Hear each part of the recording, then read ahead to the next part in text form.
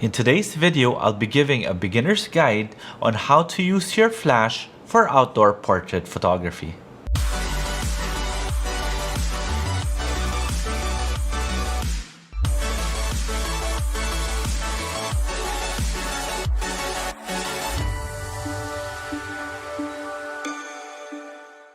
So hi everyone, this is Jiggie, a portrait and wedding photographer from the Philippines, and welcome to the channel. So before anything else, if you guys haven't subscribed to the channel and would want to learn more about off-camera flash photography or maybe just photography in general, then this channel is for you. So you might want to consider subscribing, and while you're at it, click that notification bell so that you get notified every time I upload a new video. And if you want to see some of the images that I've created, you could always find me on Instagram. It's at Jiggie Alejandrino.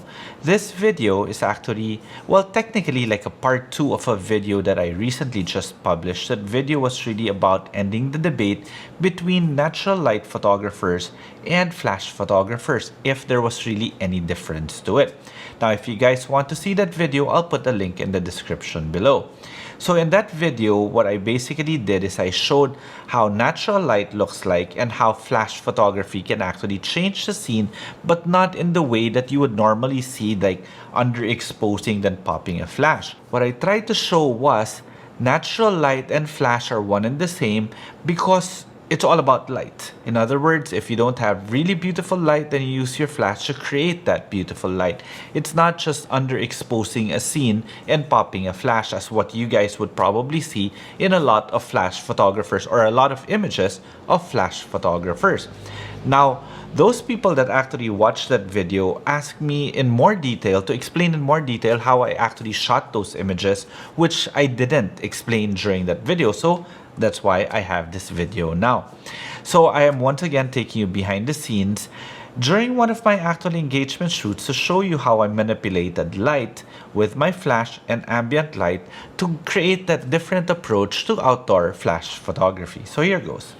So this was my first layout. Now, normally during my first layout, what I try to do is I try to do the simplest layout first, because the whole point of it is just to make them feel comfortable in front of the camera. And sometimes we do get great images, but more often than not, my first layout is like, it's okay. It's actually going to be good, but not really that great yet.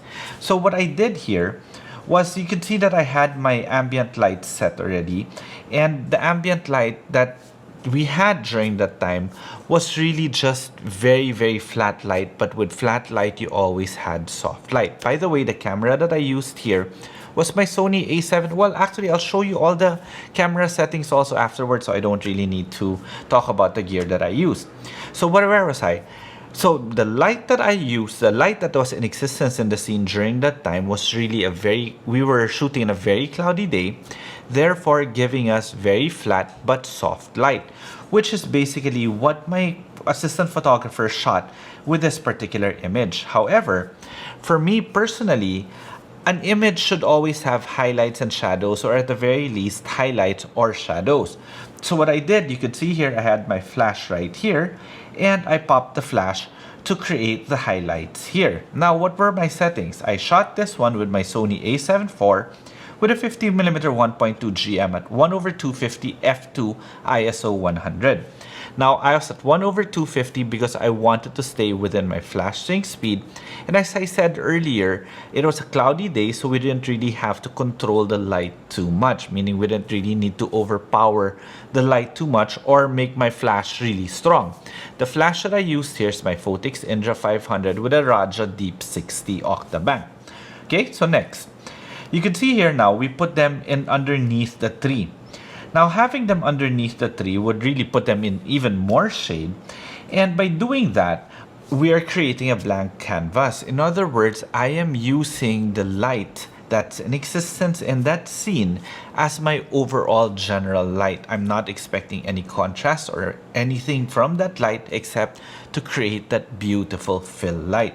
So I have here, as I said earlier, my Phottix Indra 500 with a Raja Deep 60 coming from this general direction. Now, one thing about light positioning is that I always tend to follow the direction of the existing natural light. However, since the light was really flat, the direction was, we could get away with it. There's really no shadows going left or going right. So my basis for where my flash would be is where the subjects would be facing. That's why I have it here.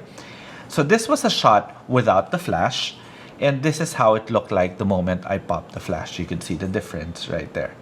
So what were my settings? I had my A7 IV also, the Sony A7 IV, but this time with an 85mm. I shot this at f1.6 at ISO 100 at 1/1000th of a second. In other words, I was now on high-speed sync. That's a beautiful thing about the Photix Indra 500 is that it's so powerful that even with a Raja Deep 60 Octabank, I could still use high-speed sync properly. And given this distance, let me show you, this was about, give or take about 6 feet away, 6 to 8 feet away. All right. So from this layout, you can see that the light was coming from the left side of the subjects. What I did now was I shifted the light to the right side of the subjects, or the right side of the camera. And basically, this was the layout without the flash again. So here, what I did was I made sure that the light was somewhat in between the subjects. In other words, I wanted the light to hit the groom at the very back, and also hit the bride who was in front. Now, the important thing here is that you can see that the light was actually coming from the back. Now, having the light coming from the back, to follow the natural direction of the light, I wanted to light also the short side of the face. So this exposure of my camera was dialed in so that I can get that beautiful fill light on this side. And the moment that I popped my flash, you could see that I was getting the contrast that I needed and yet still have all my light filled in. And you could see how natural the light looks as if it were coming from here in this general direction. Settings, 85 1.4, again on high speed sync, 1/1600 f1.4 ISO 100. Now, my white balance during the entire time was set to cloudy because again, it was a very cloudy day and I wanted some bit of warmth. So by putting your white balance on cloudy, you will make everything a bit warmer, which for me is more pleasing to the eye. Now, again, I shifted the light coming from here. I put it on camera left again and decided to just play around. In other words, just some happy moments. And the direction of the light was coming from here, and yet it was still coming from the back. In other words, it was still lighting the short side of the face, still making it seem as if it were coming from the natural direction of the sun. So this is how it looked like without any flash, and this is how it looked like with flash, but still a bit underexposed. And this is the final image with a proper exposure. So what was the setting of my flash? To be honest, I don't remember. Why? Because I was shooting an aperture priority the entire time. In other words, I had my exposure compensation dial in my camera. I would set my ambient light to how I want it to be, put in my flash, and the moment that I see my flash is underexposed, I would just make my flash stronger. And if my flash was overexposed, I would make my flash weaker. But approximately, I think I was playing around in, 1/16th to full power, depending on actually, it depends on the shutter speed. Because the shutter speed will dictate how much power is needed for it to be on high speed sync. In other words, with this one at 1/1000, still with my 85 at 1.4, 1/1000 would have been about 1/4 power given the distance of where my flash was in relation to the subject. Because you guys have to understand that even if I give you the exact power that I use to be able to shoot that image, there are so many incidentals, or there are so many other factors that actually contribute to why my flash was set at that specific power. It could be the distance of the light. It could also be my actual ambient light or the size of my modifier. So there's so many things that come into play whenever you're doing flash photography. However, it's more important for you to understand the very basics of everything. If it's underexposed, just make the flash stronger. If it's overexposed, just make the flash weaker. The moment you set your ambient light, just don't touch that anymore. Okay, so moving forward. Now, I decided to shoot them in this really, that's a weird place to shoot in. But again, you could see that you had a very cloudy day, but I wanted to try to bring out a bit of color in the sky. That's why I had to underexpose the scene. My light was put here on camera right because I wanted the light shining on the bride. So this is how the shot looked like without any light. This is basically my ambient light exposure. And this is the shot with my flash.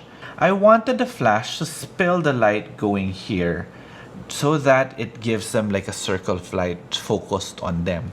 And the light is coming here from the right side because primarily I wanted to illuminate the face of the bride-to-be. And here are my settings. This time I shifted again to my 51.2 GM, still with the A7 IV, 1/800, still on high-speed sync at 1.2. You guys might be wondering why I'm shooting wide open most of the time. Well, because I wanted to have that really nice bokeh in the background, because the background, as you can see here, wasn't really that great. So I didn't want any focus on the background. However, they were very complementary. But the most important thing that you have to remember when you're shooting wide open is that the subjects have to be more or less in the same plane. If one person, or if one, let's say for example, the groom is in front of the bride, then you would definitely bokeh the bride. If same as if the bride was in front of the groom, then you would be bokehing the groom. So if you want them both more or less in focus, well, you step back, number one, because the further you are, the more forgiving the bokeh is, and it's also dependent on the lens. That's why I shot this one with a 50, so that I could have a bigger depth of field even though I'm shooting at 1.2. Because if I'm shooting at 85, I'm shooting with a zoom lens, and if I shoot wide open, my depth of field will be narrower. With a 50, I have a little bit more leeway. But this is, for example, this is your camera. When you're shooting them, they have to be more or less the same distance from your lens so that you don't bokeh anyone out. So that's what I did here. You can see that more or less, even though they were facing each other, they were in the same plane. In other words, they were the same distance from my camera.